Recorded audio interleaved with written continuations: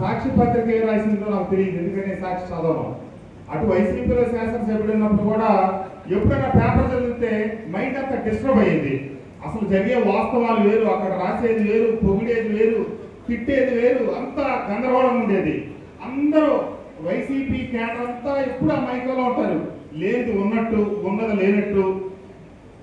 ఒకటి గుర్తుపెట్టుకోండి, నేను ప్రజాప్రతినిధిగా ఉన్నంత కాలం అక్కడ జగన్మోహన్ రెడ్డి గారి రాజకీయ అవగాహన వల్ల నాకు జోగి రమేష్కి గొడవ వచ్చి నేను విభేదించాను తప్పితే ఒక అనుభవజ్ఞులైనటువంటి నాయకత్వంలో పనిచేసి నేను చిన్ని గారికి మా మధ్య ఎటువంటి పొరపరచాలంటే ప్రశ్న లేదు. నా నిర్ణయం ఆయన నిర్ణయం, ఆయన నిర్ణయం నా నిర్ణయం. మేమిద్దరం ఒక మాట వెళ్తాం. సాక్షి వాళ్ళ కళ్ళతో వాళ్ళు చూడండి. వాళ్ళు అసలు రాసిన సంగతి ఇప్పుడు చిన్ని గారంటే ఇప్పుడు ఎందుకు తప్పితే చూడలేదు, చూడని కూడా. వాళ్ళు ఎన్నెన్నో రాసుకోరండి, వాళ్ళ ఇష్టం, మనం పడుచుకునే పని లేదు.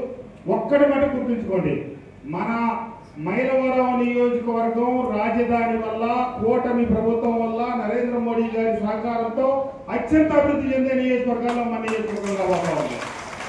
మీరు చూడండి, వెస్ట్ బైపాస్ వచ్చింది. మన ఒకప్పుడు గన్నవరం ఎయిర్పోర్ట్ పోవాలంటే మనం ఇక్కడి నుంచి 1.5 గంటల ప్రయాణం, ఇప్పటి నుంచి అరగంట. ఒకప్పుడు రాజధాని వైపు గుంటూరు వైపు వెళ్ళాలంటే మనకు కనీసం 40 నిమిషాలు 45 నిమిషాలు పట్టేది. ఇప్పుడు నేను అసెంబ్లీకి వెళ్ళాలంటే ఐదువరం నుంచి కరెక్ట్గా 1:20 నిమిషాలు పడుతుంది. అదే రేపు ఈ బ్రిడ్జ్ పూర్తవుతా ఉంది కాబట్టి కేవలం నేను 40 నిమిషాల్లో అమరావతికి వెళ్ళగలుగుతా ఉన్నా. అట్లాగే ఖమ్మం నుంచి మనకి కేవలం మైలవరం నియోజకవర్గంలో తెలంగాణలో నుంచి ప్రవేశించి green fields highway Nagpur to Vijayawada road Khammam వరకు పూర్తయింది.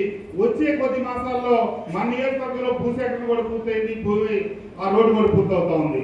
అంతేకాకుండా ఔటర్ రింగ్ రోడ్డు, ఒకప్పుడు మన రాష్ట్ర ప్రభుత్వం భూసేకరణ చేస్తే కేంద్ర ప్రభుత్వం రోడ్డు నిర్మించడంగా నిర్ణయం తీసుకున్నారు గతంలో. మనం కూటమి ప్రభుత్వం డబుల్ ఇంజిన్ సర్కారు ఉన్నందువల్ల ఈ రోజు కేంద్ర ప్రభుత్వం భూసేకరణ కూడా వాళ్లే చేయబోతా ఉన్నారు. కాబట్టి ఖచ్చితంగా ఆ రోజు కూడా మనం మైలవరం నియోజకవర్గం చేస్తా ఉంది కాబట్టి అదొక అభివృద్ధి. ఇప్పుడు క్రీడా స్టేడియం గురించి, మన స్పోర్ట్స్ యూనివర్సిటీ గురించి మాట్లాడుతూ ఉన్నాం. అది తప్పకుండా మన నియోజకవర్గం వస్తుందని ఆశిస్తా ఉన్నాం. అంతేకాకుండా మూలపాడు దగ్గరికి మన ఐకానిక్ వంతెన వస్తా ఉంది. హైదరాబాద్ నుంచి వచ్చే వాళ్ళకి షార్ట్ కట్లు వెళ్ళటం కోసం ఈ వంతెన రాజధానికి అనుసంధానంగా పూర్తి దాదాపుగా చివరి దశ ప్రతిపాదనలో ఉంది. అట్లాగే Errupalem to Amaravati railway line వేస్తా ఉన్నారు. మన దగ్గర నుంచి ఒకప్పుడు విజయవాడ ఊర్లోకి వెళ్ళి రైళ్లు కొట్టుకోవాల్సిన పరిస్థితి. కానీ భూసేకరణ కూడా నోటిఫికేషన్ ఇచ్చారు, పనులు చకచకా ముందుకు సాగుతా ఉన్నాయి. మన దాములూరు మీదుగా అమరావతి వెళ్తా ఉంది, ఆ రైల్వే లైన్ వస్తా ఉంది. ఒక్క నియోజకవర్గ చరిత్రలో ఇన్ని అభివృద్ధి కార్యక్రమాలు ఒక్కసారి మన కళ్ళ ముందుకు వెళ్తా ఉన్నాయంటే మీరు ఆలోచించండి. ఈ కళలన్నీ సాకారం అతి త్వరలో కాబోతా ఉన్నాయి. ఇవన్నీ అయితే మన నియోజకవర్గ ముఖ చిత్రం, మన నియోజకవర్గ ప్రజలకి అవకాశాలు, ఉపాధి అన్ని రకాలుగా దక్కుతా ఉంది. ఈ ప్రాంతంలో వైఎస్ఆర్ కాంగ్రెస్ పార్టీ పేరే వినపడకూడదు. తప్పకుండా మీరు అందరూ గమనించండి. వైఎస్ఆర్ కాంగ్రెస్ పార్టీ మొక్క మళ్ళీ కనుక చిగురించిందో అది ఈ ప్రాంతానికి పెను శాపం.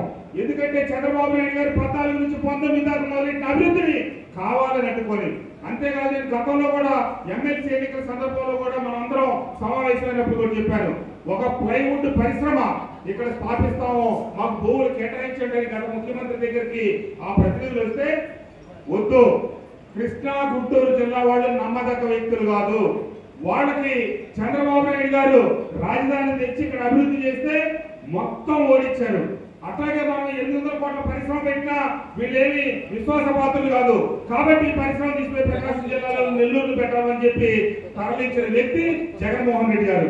ఆయనకి కృష్ణా గుంటూరు జిల్లా ప్రజల మీద ఉన్న అభిప్రాయం అటువంటిది. కాబట్టి మనకు ఎవరు అభివృద్ధి ఇచ్చారు, మన ఎవరు అభివృద్ధి పదంలో ముందుకు తీసుకెళ్లారనేది గుర్తించి మనం 2024 ఎన్నికల్లో గెలుపు మనకి ఒక ముఖ్యమైన విషయమే.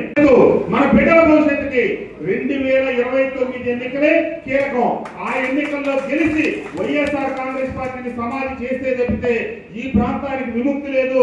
మన ఆంధ్రలో ఏకైక రాజధాని అమరావతి నిర్మాణాన్ని సాకారం చేసుకొని తద్వారా ఈ రాష్ట్ర సర్వతోముఖాభివృద్ధి చెందాలంటే మనకు అమరావతి అత్యవసరం.